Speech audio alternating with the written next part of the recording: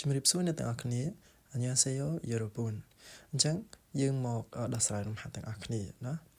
ភិនខានេត្រខាល់ខាចាងអាម៉ាជឿនកោសិលខូរស៊ីបស៊ីអូបាទអញ្ចឹងគេថាសូមជ្រើសរើសរបស់ដែលត្រឹមត្រូវជាងគេចូលទៅក្នុងចន្លោះបាទបញ្ជាក់សម្រាប់បងប្អូនដែលគាត់ទៅរៀនបកប្រែដំបូងបាទគឺយើងចាប់ផ្ដើមបកប្រែពីចុងនៃប្រយោគមកមុនណាប៉ុន្តែមិនមែនមានន័យទាំងអស់ទេបាទប៉ុន្តែដំបូងគឺយើងរៀនបកប្រែពីចុងប្រយោគមកមុនសិនអញ្ចឹងពាក្យ ខូឬ ស៊ីបស៊ីអូអញ្ចឹងបកន្លែងនេះយើងប្រែថាសូមជ្រើសរើសពាក្យ God យើងប្រែថា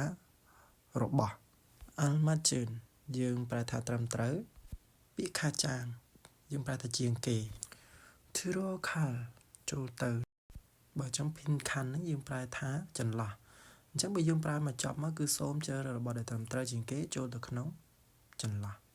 អញ្ចឹងយើងមើលសំណួរទី4ហ្នឹងគេដាក់ថាខានិងណាអញ្ចឹងបានន័យថាមនុស្សពីរនាក់គឺសន្តានាគ្នាเนาะខាងលើខាខាងក្រោមណាអញ្ចឹងកន្លែងកំពង់កញ្ចក់នេះគឺខ្ញុំចង់បញ្ជាក់ថាជាកន្លែងដែលយើងត្រូវបំពេញណាអញ្ចឹងមួជីគឹមផេថារីទេអូជីគឹមយើងប្រែថាពេលនេះឬក៏ឥឡូវនេះពាក្យ petal យើងប្រែថាដឹកជញ្ជូនអញ្ចឹងពាក្យ theo និងសញ្ញាសួរយើងប្រែថាតើបានដែរទេសរុបមកនៅក្នុងកំពង់កញ្ចក់យើងអត់ទាន់ដឹងទេហើយខាងក្រោយគេដាក់ថាជីគឹមឥឡូវហ្នឹងតើអាចដឹកជញ្ជូនបានដែរទេបឋមមកម្នាក់ទៀតនិយាយថាម៉េចណែជូសូឬអាលយ៉ូជូសេអូណែបានឬក៏ចាស់អាលយ៉ូជូសេអូជួយប្រាប់ឲ្យដឹង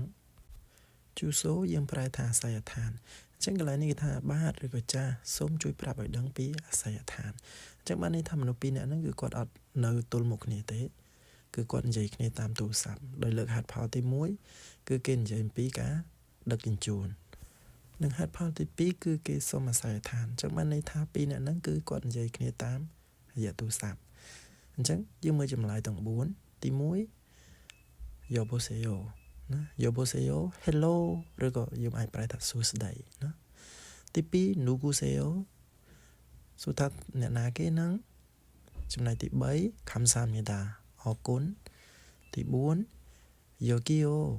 jumun 받으세요ទីនេះណាដូចលើកដៃរាដៃថាទីនេះឬក៏នៅនេះសូមទទួលការកម្មង់អញ្ចឹងចម្លើយលេខប្រមាណចូលខមមិនអ្នក1